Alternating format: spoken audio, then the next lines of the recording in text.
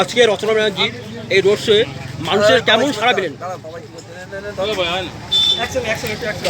আজকে জনজোয়ার প্রমাণ করছে গোত্রপুরের মানুষ তৃণমূলের পক্ষে, মমতা বন্দ্যোপাধ্যায়ের পক্ষে ছিল, আছে এবং আগামী দিন থাকবে।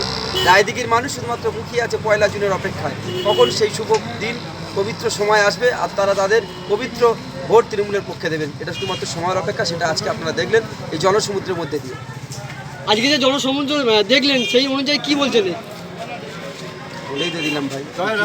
আজকে যে এই জনসমুদ্র বলছিলাম দাদা হারবেন এরকম কিছু প্রসঙ্গ করলো।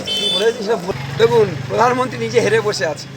আজকের বাংলায় তিনি ডেলি প্যাসেঞ্জারি করছে, এদিকে উত্তরপ্রদেশ, গুজরাট, মহারাষ্ট্র সমস্ত জায়গা তারা একেবারে ব্যাগের গুছিয়ে দিয়েছে।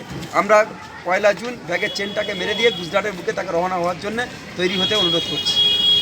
আগামী দিন মানুষ তার প্রমাণ দিবে।